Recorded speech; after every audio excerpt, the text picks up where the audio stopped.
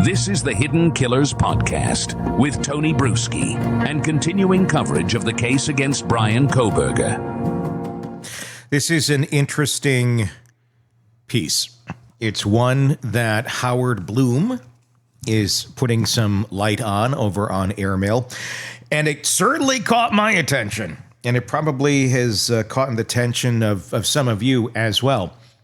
It speaks to the motive of Bryan Kohberger. What happened? Why did he do the crimes he allegedly committed? And there really hasn't been a great answer for it. But Howard Blum has a theory. And it involves someone we've even had on our show, a very well-respected doctor, Dr. Katherine Ramsland, who he was studying under at DeSales University. Now, this is all theoretical. This is all from Howard Blum's reporting. We cannot confirm any of this, but we're going to talk about this with some conjecture and just some what ifs today, because he makes some valid points, and Howard's reporting is usually pretty good. If what he's about to talk about and what you're going to learn about in this piece in terms of some communications that have gone on are true, that's going to be interesting to see. Because it involves Bryan Kohberger and a better understanding, possibly, of the way he viewed his relationship with Katherine Ramsland, not in anything dirty or anything like that, but from the point of someone who may very well, hold her in super high regard, which anyone, should. But if criminal psychology and things in that nature are what you're interested in, forensic psychology and such, she would be like at the top of your list. She's great. And in no way, shape, or form do I think she has anything negative to do with this. I think she ends up being kind of another victim of their name being brought into this because of being close to Bryan Kohberger. So again, this is all conjecture. This is from a recent report from Howard Blum that brings up the idea of, well, could have this been something to impress her from Kohberger? We've seen it before, John Hinckley. We'll get into all of it. In the comments section, leave me your thoughts on this. I don't know if this is way out or not, but Howard thinks differently and usually ahead of most. So I'll leave it at that. What we don't know, we don't know. But in the comments, let me know what you think. Press subscribe wherever you're listening to us, whether it be on the podcast platform. So wherever that is, press subscribe. On YouTube, hit subscribe. And please do check out our YouTube channel, Hidden Killers with Tony Brueski, where you can comment on everything. And there's a lively, active, wonderful community of folks that are talking every day about these cases. So, hey, guys, really appreciate it. And thank you. If there's a part of this story that feels like it could be pulled straight out of a dark campus novel, the kind where the most promising student ends up being the most dangerous, it's this: Bryan Kohberger. The man accused of brutally murdering 4 University of Idaho students once studied under one of the most prominent experts in the world on serial killers. Not just any expert, we're talking about the Katherine Ramsland, professor, criminologist, author of more than 50 books on the minds of murderers. And yes, the woman who literally wrote the book on BTK. It's not a figure of speech. She co-authored Confession of a Serial Killer with Dennis Rader himself. That detail alone is enough to make people have their ears perk up a little bit. Kohberger, criminal justice student from Pennsylvania, didn't just fall into Ramsland's class by accident. He studied under her while completing his graduate degree at DeSales University, a small Catholic university tucked away in Center Valley. It's not Harvard, it's not Columbia. It's the kind of place where a professor like Ramsland becomes the gravitational center for everyone serious about understanding criminal minds. And Kohberger was very serious. Very, very serious. He earned his bachelor's degree in 2020, then stayed on to get his master's in criminal justice, which he completed in 2022. During that time, he took multiple courses taught by Ramsland, including forensic psychology, a field she's not only fluent in, but foundational to. According to public course materials and curriculum info, Kohberger was assigned readings like Inside the Minds of Serial Killers and Confession of a Serial Killer. In other words, his academic journey wasn't just tangentially related to her work. It went straight through it. And to be clear, this was a teacher-student relationship. That's not conjecture. That's not internet sleuthing. Ramsland confirmed that she taught him. Hasn't said much else, but she taught him. We know that. The university confirmed it. There's no controversy about whether they knew each other in that context. What we don't know, and what's critical to draw a line around here, is whether there was any contact beyond that from Kohberger to her. As of now, there are 0 pieces of public evidence to suggest that there was. They were not friends. They were not collaborators. This was not some My Favorite Murder fan club gone rogue. It was academia. Assignments, readings, grades move along. Still, it's very easy to understand why people raise an eyebrow. Ramsland's professional history reads like a syllabus from the world's darkest book club. She's dissected the psychological blueprints of Ted Bundy, the vampire of Sacramento, and of course Dennis Rader, the BTK killer, whom she interviewed extensively and co-authored his biography. Her work doesn't just walk you through what these killers did. It gets down into why they did it, peeling back layer after layer of deviance, compulsion, and cold, methodical violence. So when you line that up next to Kohberger, a guy who went from being a floundering teen battling heroin addiction to a lean, fit, obsessive academic focused on criminal minds, well, people start to connect the dots. The problem is not all the dots lead to real pictures.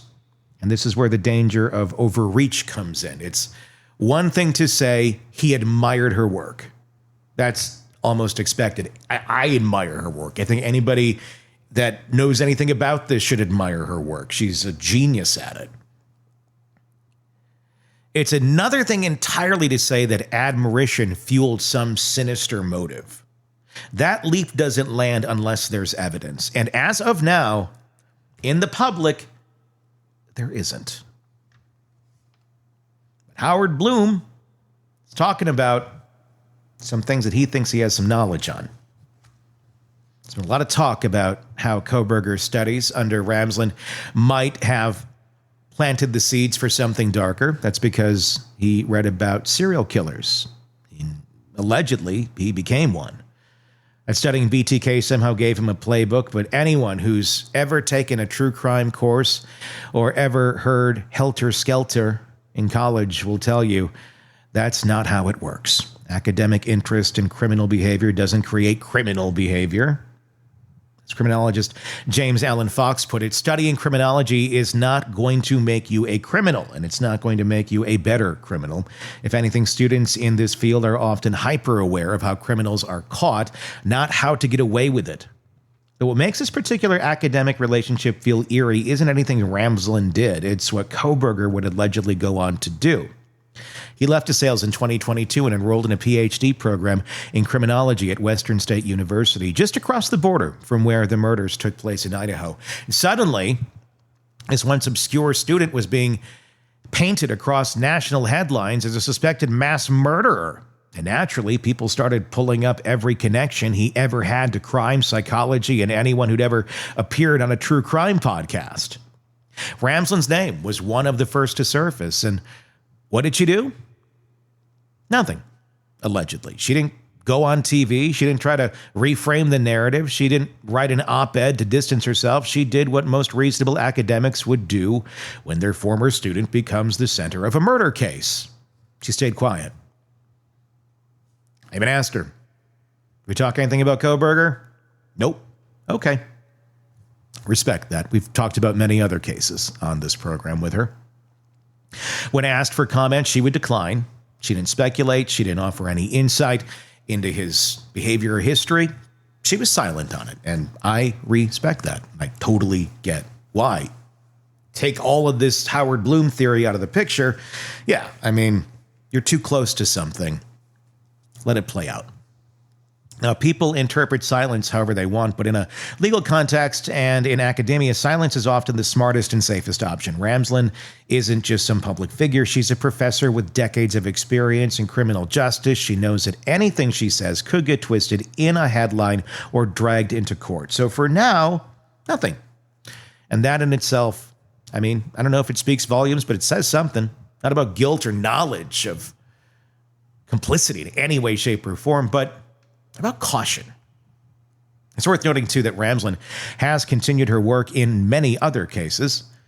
She's appeared as a commenter on ongoing investigations like the Rex Heuermann case. She's stayed active in her field. She hasn't vanished. She's just chosen not to engage with the media circus surrounding Kohberger himself. And frankly, that's a decision many in her position would make and should. So where does that leave us? Well, with facts, Bryan Kohberger was a graduate student in criminal justice. Katherine Ramsland was one of his professors. He studied her work. He read her books. There's no public evidence of a relationship beyond that. No communications have been confirmed. No motives have ever been declared. But Howard Blum seems to have some ideas on this. I wonder what those are. I wonder what information he has about all this. The story about the professor and the pupil. What we know is enough to draw a boundary. And whether that boundary holds or cracks under the weight of new revelations, it's what we're about to explore next. The claim starts with a report published in Airmail written by journalist Howard Blum. According to Blum sources, who remain unnamed, but are described as close to the case, Kohberger was still in contact with Ramsland long after graduating. Specifically, he alleges that Kohberger sent emails to Ramsland in the days leading up to the murders of 4 University of Idaho students being murdered, and again in the days following the crime. According to Howard. That's a big claim. It's the kind that understandably gets people buzzing. But here's the critical piece. There's no publicly available evidence confirming that these emails exist. No screenshots, no subpoenas, no mention in any court filing, no confirmation from law enforcement or defense or Ramsland herself. That doesn't necessarily mean the emails didn't happen, though. And in a case this heavily scrutinized as this one, with discovery, filings, grand jury motions, and press leaks happening almost weekly, it's notable that nothing has surfaced to verify that these communications existed. But a lot has been under gag for a long time, and a lot will remain under that until the trial actually starts. But we are seeing pieces come out, piece by piece, that we didn't know about before. It makes you wonder, when we see a witness list, will Katherine be on it? When we see evidence, are we going to end up seeing these communications? What do they mean?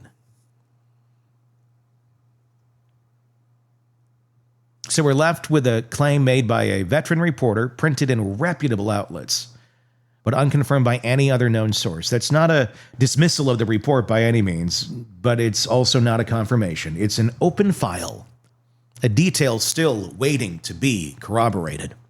The Airmail piece goes even further. Blum reports that shortly after Kohberger's arrest in December of 2022, Dr. Ramsland allegedly picked up the phone and called Bryan's mother. Not a text, not a statement through counsel, a direct phone call, according to Blum. The offer was described as wisdom and guidance to a family of a former student now facing murder charges. According to the article, Ramsland's offer was welcomed by Kohberger's. In fact, it goes a step further. The family allegedly refused to meet with their son's first court-appointed attorney in Pennsylvania until Ramsland gave her blessing. That again, according to Howard Blum. Now, that's a serious assertion. It suggests that Ramsland became more than a former professor. That she was, at least for a moment, maybe just in a phone call. A kind of advisor, a bridge between panic and procedure. But again, there's no external confirmation of the interaction, no statement from Ramsland, no acknowledgement from the Kohberger family, and no mention of her and Annie filings related to Bryan's extradition from Pennsylvania to Idaho. That silence could mean a number of things, but what it definitely means is this: as of now, we don't have independent verification that that call ever took place. If you're the professor, and I'm certainly not speaking for her, but I could see if you found yourself being that close to this case and, there's a family out there that's struggling to figure out how do I deal with this, and you've seen a lot of experiences, a lot of people, a lot of families that have been in such an experience, I'd reach out. Those people are innocent people going through a horror of their own. So, not saying she didn't. I don't know the answer to it. Would not be a bad thing if she did. Certainly none of what we're talking about paints Katherine in any sort of negative light here. It's more so victim of circumstance if these allegations from Howard are true. Blum also writes that over the months following the arrest, Ramsland allegedly continued to stay in contact with the family, not just through occasional check-ins, but regularly. One of Kohberger's sisters, he claims, is writing a book, an insider's account of the family's experience, and Ramsland has allegedly been consulted during the process. There's also a detail that reads almost like something out of a drama series. The Kohberger family, according to Blum, asked Ramsland to accompany them to a bed and breakfast in Boise, Idaho, where they planned to stay during the trial. That invitation reportedly was extended so Ramsland could support them during what promises to be a brutal courtroom ordeal. But again, let's zoom out. None of this has been backed by court documents. None of it has been confirmed by Ramsland, her publisher, or anyone publicly tied to the case. And when Blum reached out to Ramsland directly for comment on these claims, on all of it, she reportedly didn't respond, which, let's be honest, is probably the smartest legal move that she could make. Not that any of this points her in any sort of troubling light.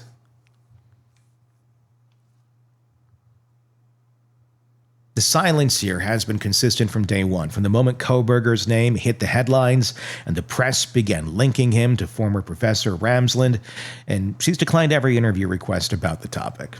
She didn't comment to Newsweek. She didn't comment to Oxygen. She didn't respond to Blum, and she has said nothing to us on that topic. And despite being a regular guest and commentator on true crime cases over the years, she's made no public remarks about Kohberger, not on social media, no print, not in any televised appearance. Again, whether it's self-imposed desertion, legal advice, or both, it's there. Of course, from a procedural standpoint, the silence makes total sense.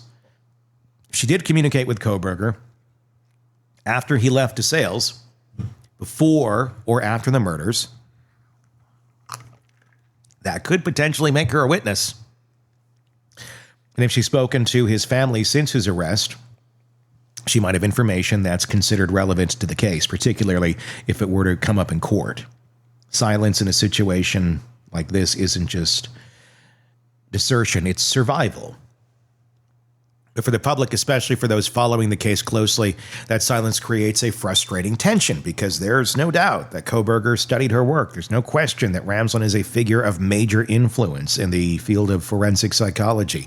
And if even half of what Blum reports is true, that there was some sort of ongoing communication that Ramsland played a behind-the-scenes role in the early days of the legal process, then her presence in the story isn't just background. Again, it becomes part of the fabric of how this case has unfolded. Still, it's important to draw the line sharply between what we know and what's been suggested. Kohberger took her classes. He read her books. That's confirmed. Anything beyond that, emails, phone calls, bed and breakfast visits, that's all reported by a single journalist, citing unnamed sources. Until something from the court record or from the parties involved verifies those claims, they remain unconfirmed. And that's really the point of all of this. It's not about dismissing the reports. It's not about defending or condemning anyone. It's about making a clear distinction between what's fact and what's still floating in that gray area of allegedly. Because in a case like this, where the stakes are as high as they come, where 4 young lives were taken, and where one man's life may hang in the balance, clarity matters. If this story is ever going to be fully understood, we have to keep separating what's proven from what's presumed. And there's so much of that out there. And we don't like to go into that territory very much here on this show, unless it comes up from somebody very respected, very good journalist who knows a lot about this case and has had very accurate reporting in the past. And that's why we're making note of this one. It's not just some YouTube theory or TikTok meme or somebody saying a bunch of crazy things on Reddit. It's coming from Howard Blum. So, there's that. As we continue on, we're going to get to the heart of Howard Blum's theory, the idea that this wasn't just a random act of violence or a case of rage or rejection or even opportunity. The next part of the story is going to take us and ask some darker questions. What if the killings were meant to send a message? Not to the victims, but to someone else entirely. So here we are, where theory meets motive, where motive meets the part of the human mind that doesn't always behave in ways that we can map out clearly. The facts, as we've already covered, are stark and horrifying. 4 University of Idaho students killed in their home in the middle of the night. No known history between the accused Bryan Kohberger and the victims. No text messages. No prior altercations, nothing that would instantly scream motive. And when motive is that elusive, the vacuum left behind tends to get filled with speculation, guesswork, and in some cases, stories that sound like they came from the cutting room floor of a psychological thriller. Enter Howard Blum, an experienced journalist, a former New York Times reporter, and the author behind the airmail feature that's drawn both attention and skepticism for its proposed theory on why Bryan Kohberger may have done what he's accused of doing. Blum doesn't accuse Ramsland of wrongdoing. He doesn't suggest she encouraged anything at all. Instead, he presents a chilling hypothesis that Kohberger allegedly committed these murders in part to demonstrate his mastery of the criminal mind.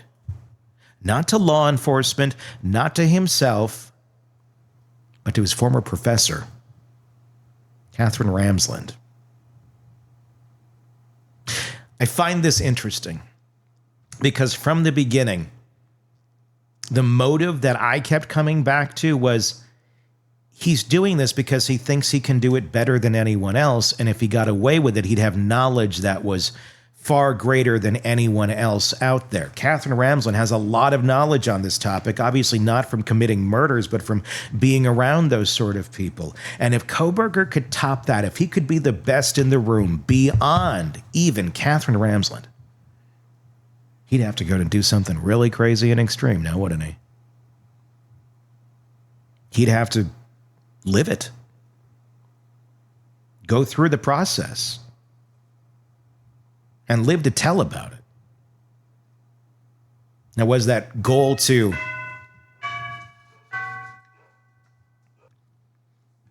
and live to tell about it? Here's the thing. Did he want to live to tell about it and not get caught?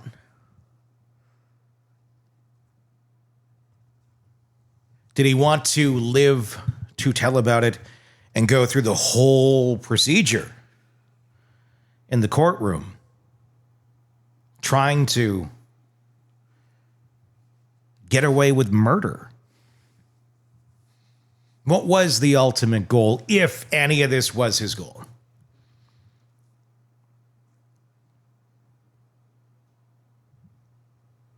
I think maybe he was a little bit too ambitious, thinking he'd get away with it, thinking that he would end up teaching about this mysterious unsolved crime by this person that nobody ever found. But Kohberger could stand there in class and teach how to get away with it, how he got away with it. But that part about that doesn't get into the classroom. It more so is, look at me. I've I figured out how this guy did this and got away with this. Look how smart I am. Hiding in plain sight, right in front of everybody else.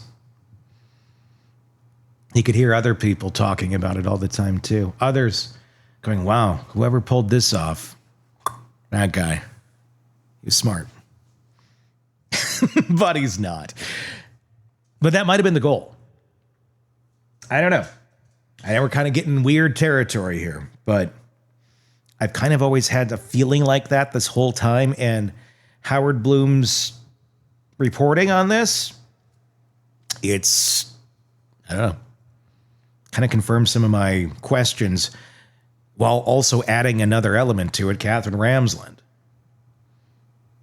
And sometimes people like this wanting to show their idol, look how good I did, like a cat bringing a bird up to your doorstep. Offerings. Except in this case, it's for college students. Ugh. I get the chills just thinking about this. According to Blum's reporting, Kohberger wasn't just a former student, he was an acolyte. Someone who had reshaped his entire life, his body, his mind, his identity into a walking vessel of criminal justice theory. And Ramsland, in this narrative, she wasn't just his teacher, she was the ideal, the person whose work he admired, consumed, and wanted allegedly to impress. Blum paints a picture of a man on a mission determined not just to commit murder, but to do in a way that would showcase everything he's learned, to show how the pupil had become the master, that he could go beyond reading about killers and become one. It's a disturbing proposition, and it's wrapped in the kind of psychological language that makes it sound, at least on the surface, possible, but is it plausible? Let's start with the concept. Someone committing a crime to impress another person. It is not unheard of. In fact, Blum compares Kohberger's alleged mindset to that of John Hinckley Jr., who in 1981 attempted to assassinate President Ronald Reagan, not out of political ideology, but because he was obsessed with actress Jodie Foster. Hinckley believed that by committing a high-profile act of violence, Foster would notice him, maybe even admire him, and was a classic case of this delusion that some have. A condition where some believe another person, often a stranger or public figure, is secretly in love with them. I don't know how far this goes in his mind. Blum doesn't go as far to say that Kohberger had erotomania, which is what that is. But he clearly leans into the comparison. In his words, Kohberger was allegedly driven by his own twisted erotomania, seeking not romantic love, but academic and emotional recognition from someone he deeply admired. The idea is that the crime wasn't about the victims themselves, it was about what the act represented. A gesture, a message, a final exam of sorts delivered in blood. In this version of the story, Kohberger wasn't trying to hurt people he knew or hated. He was trying to prove a point to someone who may not have known he was trying to prove it. The problem is there are no pieces of evidence here so far that support this theory beyond the dramatic arc it offers. No email in which Kohberger says he wants to impress Ramsland. No journal entry spelling out a plan to commit murder as an academic gesture. No statements to police, no conversations with friends, nothing that draws a direct line between admiration and motivation, at least not in any public record or official filing as of today, the 2nd of, where are we in, May of 2025. Just a few months before the trial is supposed to start. And if that evidence does exist, it has been introduced by prosecutors, or it hasn't been introduced by prosecutors. That's an important distinction because while journalists can chase stories and publish theories, prosecutors actually have to build their case on what's admissible, provable, and ultimately convincing to the jury. And so far, in the public sphere, the prosecution has stayed silent on the question of motive. Not a word in the probable cause affidavit, not a hint in court arguments, just silence. strategic, maybe intentional, but certainly silence nonetheless. So what does it all mean? The defense has been equally quiet, and for good reason. If you're defending a man accused of 4 first-degree murders, you don't go around offering motives. You poke holes in the evidence. You challenge procedures. You question DNA collection and cell phone mapping. You don't build a narrative. You unravel theirs. That silence is also reinforced by the court's gag order, which prevents both sides from speaking publicly about their details of the case, further sealing off any discussion of motive from making it to the press, as of now. So what are we left with? A theory that sits in limbo, detailed, provocative, yes, but unsupported by direct evidence, which brings us to the experts, forensic psychologists who've weighed in on other cases. At least those not bound by court orders tend to take a more conventional view. They point to behavioral patterns that align more closely with resentment, rejection, or social isolation. Some have suggested Kohberger may have been driven by incel-like ideology. I've been waving my hand on that one for a while. Fueled by an inability to form relationships and an internalized rage toward people who represented what he could not have. Others highlight early reports that Kohberger had messaged one of the female victims multiple times through social media, allegedly receiving no response. That kind of rejection, repeated and ignored, can trigger someone already battling feelings of invisibility. What they don't do is point to Ramsland. No licensed psychologist has gone on record supporting the impress the professor theory as a primary or plausible motive. Not because it's impossible, but because it's unproven, and in the field of psychology, especially forensic psychology, speculation without data is just storytelling. Even Ramsland herself has had nothing to say about it. Despite multiple opportunities to confirm or deny, she remained silent. She didn't respond to Blum's emails either. She hasn't issued a statement. She hasn't gone on record to acknowledge or refute the theory, which again, from a legal standpoint, makes sense. If she did speak to those statements and they were later contradicted by evidence, she could find herself put into the legal process, or maybe even called as a witness. So here's where we land. Blum's theory is provocative. It has a narrative weight. It connects dots in a way that feels dramatically satisfying, but it leaves a space, and it lives in a space that exists outside the courtroom and outside the confirmed record. It may one day be supported by evidence, may be raised by the prosecution in trial, or it may turn out to be a big psychological red herring, something that made sense on paper but didn't hold up under cross-examination. What makes it resonate is the eerie logic it carries, the idea that someone might want to prove themselves to a mentor by committing the very crimes that mentor studies. But logic is not the same as truth. And in this case, with so much pain, so many unanswered questions, and so much still hidden from the public view, it's crucial to stay grounded in what we know versus what we all think might explain it all. Give me your thoughts in the comments on this case. Is this a valid theory? Again, consider the source. It's Howard Blum. It's not an internet theory. It's not a meme. It's not a TikTok. It's Howard Blum. Makes you wonder what's going to come out. If this drops soon, is anybody going to be surprised? I'm not. But it is quite a theory. A theory in a case that's already one of the most complicated, complex, dark, and disturbing stories that we have heard in a very, very long time. Press subscribe wherever you're watching or listening to the podcast. If you're watching us on YouTube, please press subscribe there so you don't miss any of our conversations and any of these reports that we give you each and every day on so many cases and the polls and everything else we got there for you. We're going to have a premium section there too soon, and we're going to start doing a lot more lives as well. So press subscribe so you don't miss any of that. And please comment. Let me know what you think. Until then, I'm Tony Brueski. We will talk again real soon.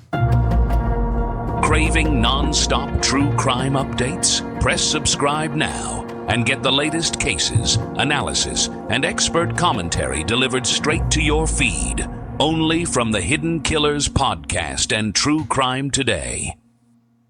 In a world where the darkest secrets lie just beneath the surface. They said it was an accident, but the evidence says otherwise. Where hidden killers roam, unnoticed, in the shadows. I think you would definitely be looking at a blend of toxic, very bad narcissistic personality traits, and they will be vengeful and possibly resort to violence. Join Tony Brueski as he uncovers the truth behind the most chilling cases. They said it was an accident, but the evidence clearly says otherwise. Each episode, we dig deep into the minds of those who commit the unthinkable. To your point on narcissism, he thinks in his own mind how witty he is. Yeah. But he lost that jury. I was done with him in 2 minutes. From unsolved mysteries to infamous crimes. Geez, you've just talked about how you've taught yourself how to do everything under the sun.